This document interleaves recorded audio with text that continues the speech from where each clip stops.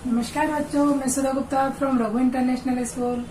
अब जैसा कि आप और हम तो परिचित हैं और इसके पहले मैंने आपको बुक से भी परिचित करवा दिया। इसके पहले जो हमारी मंडे के दिन जो वीडियो गई थी उसमें मैंने आपको जो कक्षा 11th में कक्षा 11 में जो हमारी बुक्स चलेंगी वो उनके मैंने नाम बताए थे। जैसे कि अपने कौन कौन सी बुक से चलेंगी आपको याद ही होगा या ये आपके पास होंगी। अभी प्रेजेंट में जब आप ये वीडियो देख रहे हैं उस समय आपके पास वो तीनों बुक होना चाहिए। पहली होगी हमारी आरोह, दूसरी वितान और तीसरा अभिव्यक्ति का माध्यम। ये 3 बुक हमारे द्वारा यहाँ पर ली जाएंगी। तो सबसे पहले हम आज जो पढ़ेंगे वो है सबसे पहले आरोह। आरोह के बाद आरोह में जो हमारी शब्दावली होगी उसमें मैंने उस दिन बताए थे कौन कौन से क्या खंड है हमारे आरोह के अंदर। ये है हमारी आरोह बुक।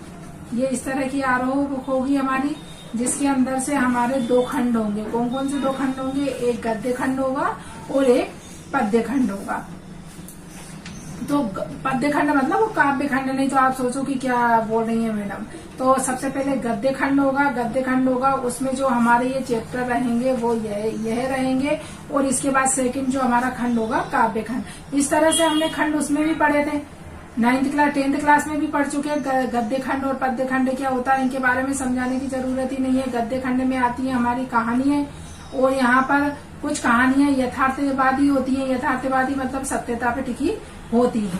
और दूसरी होती है हमारी काव्य खंड। काव्य खंड का मतलब होता है यहाँ पर आएंगी आपकी कविताएं सेकंड में।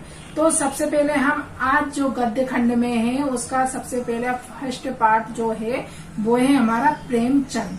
प्रेमचंद मतलब ने जो कहानी लिखी है एक, वो लिखी है उन्होंने नमक का दरोगा। क्या लिखी है उन्होंने यहाँ पर? नमक का दरोगा एक कहानी लिखी है जिसको है 1914 ईस्वी की ये कहानी है। यह यथार्थवादी कहानी है। यथार्थवादी मतलब इसमें सच्चाई है।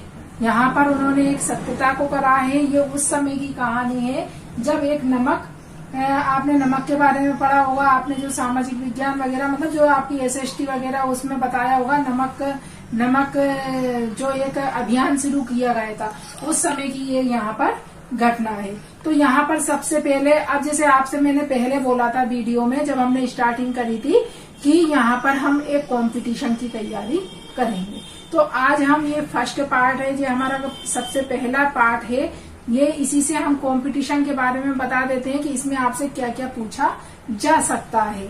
तो इसको मैं चाहूंगी या तो आप नोट कर लीजिए या आप अभी से इसको लिख सकते हैं कि हमसे अगर आपकी कंपटीशन की तैयारी होती है और उसमें हिंदी आती है तो इस चैप्टर में से आपको क्या चीज आ सकती है, क्या इसमें महत्वपूर्ण है, ये आगे के लिए बता रही हूँ। बाकी जो हमारा 11th में आएगा वो तो क्वेश्चन आंसर आएंगे, जीवनी आएंगी, ये सारी बातें आएंगी। लेकिन अगर कंपटीशन की तैयारी की बात करेंगे तो हम इसमें सबसे पहले यहाँ पर जानेंगे मुंशी प्रेमचंद जी को। प्रेमचंद जी के बारे में जैसे आपने पहले भी 2 बेलों की कथा सुनी है अपन ने, वो भी किसने लिखी थी? प्रेमचंद जी की थी। वो 2 बेलों की कथा भी थी कि नहीं थी? अगर आपको याद है तो वो थी 9th क्लास में। तो जैसे हम सबसे पहले प्रेमचंद के बारे में जानेंगे, ये क्या थे। इन्होंने सारी चीजें लिखी हैं। इन्होंने कहानी लिखी है, उपन्यास लिखे हैं, इन्होंने बहुत सारी जितनी भी, और ये सब यथार्थवादी उस पर विश्वास करते थे। इन्होंने हर घटना को यथार्थवादी बताया है। सेकंड है इनका, मान लो आपसे क्वेश्चन पूछ लिया जाए प्रेमचंद जी का नाम क्या था, प्रेमचंद जी का सही नाम क्या था। ये तो इनका रखा होगा या था प्रेमचंद जी का नाम, लेकिन इनका सही नाम क्या है? तो इनका सही नाम है धनपत राय। इनका जो बचपन से जो नाम था वो है धनपत राय। इनका प्रेमचंद जी का नाम है धनपत राय। आप सेकंड आपको ये पूछेंगे इनका जन्म कहाँ पर हुआ, तो इनका जन्म लामही ग्राम में हुआ था। अब इनकी रचनाओं के बारे में पूछ सकते हैं कि भाई इनकी रचनाएं कौन कौन सी हैं। तो रचनाओं में तो समझ आएगी भाई, इन्होंने उपन्यास भी लिखे, कहानी भी लिखी, ये सारी इनकी रचनाओं में आ जाएगी। जैसे सेवा सदन, प्रेमाश्रय, रंगभूमि, गोदान।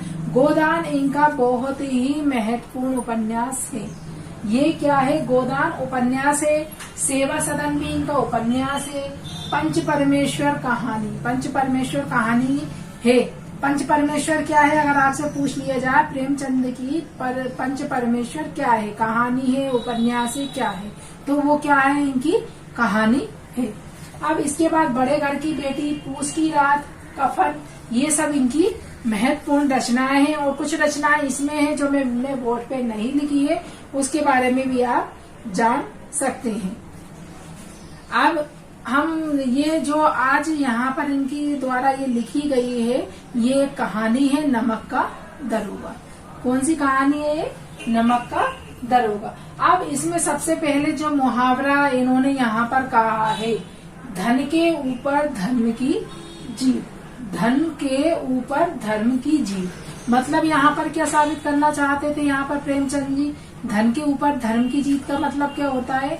यहाँ पर इस कहानी के माध्यम से ये बतलाया जाता है कि जो हमारे मतलब समाज में जो हमारे अफसर लोग, जो आज चल रहा है, मतलब जो एक तरह से मतलब भ्रष्टाचारी, हर चीज में हर जगह भ्रष्टाचारी का हो रहा है। यहाँ पर रिश्वत ली जाती है, रिश्वत लेके बहुत बड़े बड़े काम हो जाते हैं। तो जैसे यहाँ पर ये बताया है, इसमें जो दो पात्र हैं, कौन कौन से? दो पात्रों के बीच में ये पूरी कहानी यहाँ पर समाप्त होती है। वो पहले पात्र का नाम है यहाँ पर बंशीधर, जो नमक विभाग के क्या थे?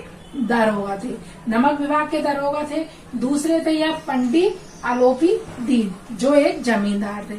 अब क्या हुआ, ये बंशीधर जी ने अपनी पूरी क्या कर ली, पूरी पढ़ाई इन्होंने अपनी खत्म कर ली थी। जो भी इनकी पढ़ाई लिखाई थी वो पूरी हो गई थी। अब इनको क्या किस चीज की जरूरत थी? घर में भी मतलब ज्यादा कुछ नहीं था, तो एक इनको उस समय एक नौकरी की जरूरत थी। किनको थी जरूरत? बंशीधर को, मुंशी बंशीधर जी को क्या थी?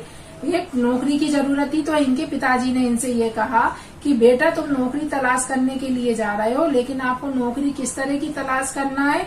जहाँ पर आपकी आय भी अच्छी हो, आय के बाद जो ऊपरी आमदनी हो। ऊपरी आमदनी का मतलब क्या होता है आप जानते हो? मतलब जहाँ पर आपको अलग से भी, जैसे मान लो आपको किसी विभाग में भेज दिया, आपको उस विभाग में क्या हो रही है? वेतन तो मिल ही रही है। वेतन के साथ साथ जैसे अगर आप किसी का काम करते हो तो वहाँ पर क्या करी जाती है? रिश्वत दी जाती है। रिश्वत मतलब अगर हम आपको 200 रुपए देंगे तो हमारा काम जल्दी हो जाएगा, या हम 300 रुपए इस काम के लिए 300 रुपए, 400, 500, 1000, 10,000, आजकल तो लाखों से रिश्वत चल रही है। तो इस तरह से उनके पिताजी कह रहे थे बेटा ये तो ठीक है, लेकिन इसके साथ साथ तुम ऊपरी कमाई भी करते रहना, इस तरह से तुम्हें नौकरी ढूंढना है। तो इस तरह से वो बंशीधर जी चले गए। अब किस्मत उनकी इतनी अच्छी थी कि उनको एक विभाग में नौकरी मिल गई। अब वो विभाग कौन सा था आप जानते? तो वहां पर जब उस समय पे क्या हुआ, नमक का एक नया विभाग बना था। किसका? जो नमक रहता है ना हमारा, जो हम खाने में यूज करते हैं वो नमक। आपने असहयोग आंदोलन, नमक आंदोलन, इनके बारे में पढ़ा होगा। तो इसी तरह वहां पर उस समय अंग्रेजों का भी शासन था, उस समय की है ये सारी कहानी है। तो वहां पर एक नमक का नया विभाग बना था, और तो वहां पर क्या हो गया, ईश्वर की कृपा से इनको उस विभाग में नमक के दरोगा की नौकरी मिल गई। मतलब यहाँ वहां पर इनको नियुक्त कर दिया गया। लेकिन भाई ये तो बहुत ईमानदार थे, तो इन्होंने इनके पिता की बात एक भी नहीं मानी थी। लेकिन बाकी इनकी ऊपरी आय भी होती थी। ऊपरी आय मतलब कोई भी जो मन से दे जाता है या जो भी है, आय भी तो बढ़िया चल रहा था, कोई दिक्कत ही नहीं थी किसी भी तरह की। बेईमान जरूर नहीं थे, ये थे ईमानदार इतना। बाकी जो भी और अलग से भी जो कोई खुश होकर इनको दे देता था, या जैसे बड़े अफसर लोग ये दे देते थे, ठीक था। एक दिन ये क्या हो रहा था, ये इनके इसमें सो रहे थे इनकी कुटिया में, क्योंकि ये कहानी है बहुत बड़ी पुस्तक में, इसलिए आपको खुद को पढ़ना पड़ेगा इसको। इसका मैं जो सारे वो मैं आपको समझा दे रही हूँ कि इसमें ये कहानी किस चीज पर आधारित है, मतलब इस कहानी के अंदर क्या है उसके बारे में मैं आपको यहाँ पर बता रही हूँ। बाकी आपको इसको एक बार आपको जरूर पढ़ना है।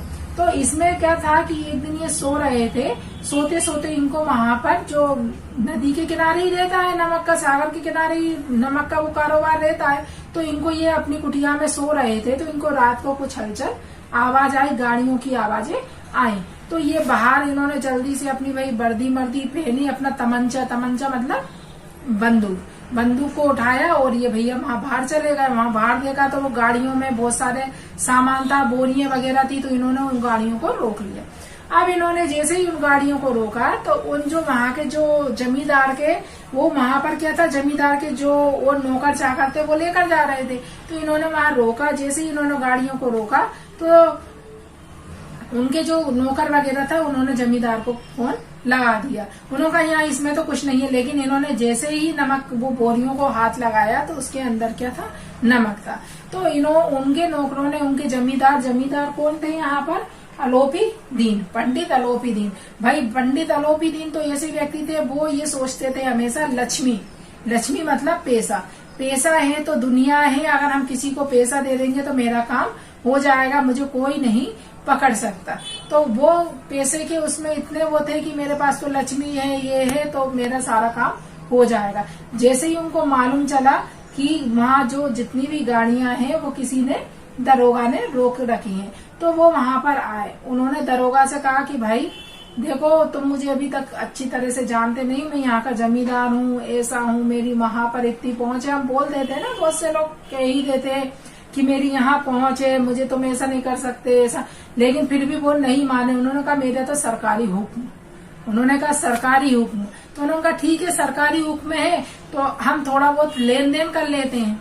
लेन देन का मतलब समझते हो कि भाई थोड़े बहुत मतलब जैसे पैसों में लेके बात को रफा दफा करना। तो उन्होंने कहा कि तुम 1000 रुपये ले लो, 1000 के नोट दे दो। वो उनके नौकर से कहने लगे इनको 1000 रुपये दे दो। उन्होंने कहा आप 1000 की जगह मुझे 1000 लाख भी दोगे ना तो भी मैं अपने पद से भटकूंगा नहीं। तो इस तरह उन लोगों में थोड़ी सी बहसबाजी होने लगी, लेकिन आखिरकार उन्होंने नहीं माना। तो उन्होंने कहा ठीक है तुम मुझे गिरफ्तार कर लो। आखिर में उन्होंने क्या करा, इन्होंने बंसीधर जी ने उनको आखिरकार उनको गिरफ्तार कर लिया। गिरफ्तार करने के बाद भाई वो हथकड़ियों में लदे हुए, और अब शर्म तो आती है कोई इतना बड़ा जमींदार को अगर कोई हथकड़ियां डाल दे। फिर वो थाने में गए। थाने में जाने के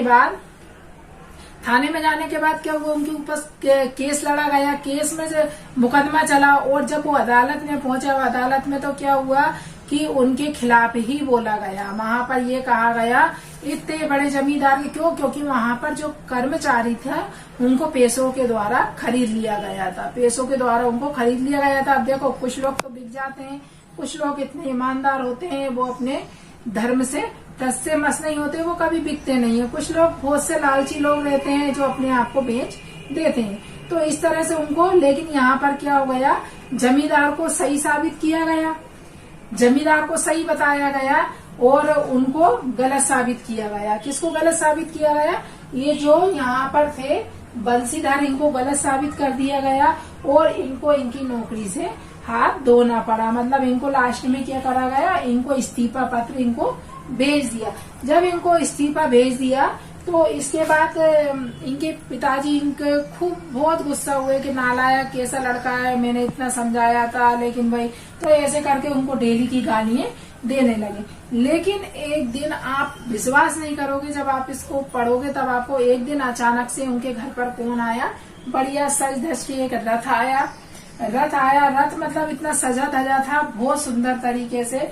तो जैसे ही वहां बाहर जाके जब उन्होंने देखा, मुंशी बंसीधर जी ने देखा तो वहां पर कौन खड़ा हुआ था, उस रथ में से कौन उतर के वहां पर से कौन खड़ा हुआ था, पंडित अलोपी दीन जमींदार साहब वहां पर खड़े हुए थे। अब जैसे ही जमींदार साहब वहां पर खड़े हुए तो उनके पिता उनसे माफी मांगने लगे कि साहब ये तो नालायक लड़का है, ये तो मूर्ख है, मैंने तो इसको समझाया था और इसे ऐसी औलाद होने से तो ना होती तो अच्छा। मतलब इस तरह से वो उनको कोस रहे थे कि भाई इस तरह से, मतलब मैं तो मतलब बिना औलाद के रहता तो ज्यादा अच्छा, इस तरह से वो कह रहे थे। लेकिन इतने में पंडित ओलंपी दीन ने ये कहा कि नहीं, आपकी जैसी संतान हर व्यक्ति को होना चाहिए। क्यों, क्योंकि उन्होंने इतने ईमानदारी से करा। और मैं आज यहाँ पर भी इसीलिए आया हूँ कि मैंने मेरे जितने भी जमीन जायदाद के कागज थे सारे थे,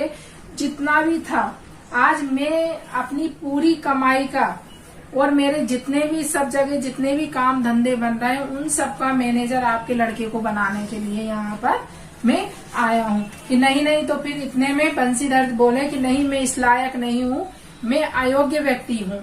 तो यहाँ पर अलोपीदीन, पंडित अलोपीदीन जो जमींदार थे, उन्होंने कहा कि नहीं, मुझे तुम्हारे जैसे अयोग्य व्यक्ति की ही जरूरत है। तो अब इस कहानी से आपको क्या मिला, आप इस कहानी से क्या सीखे, आगे भी इसका जो सार निकला क्या निकला?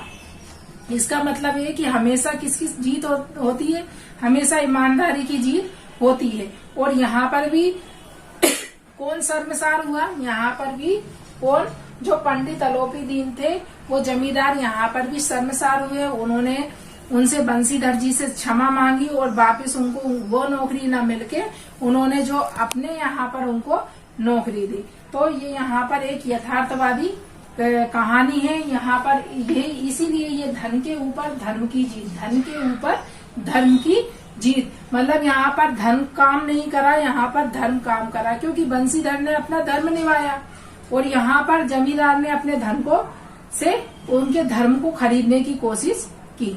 तो अभी इस कहानी से आप समझ गए होंगे, तो इसको आप और पढ़िए अच्छी तरह से। इसके बाद हम इसके क्वेश्चन आंसर भी करेंगे।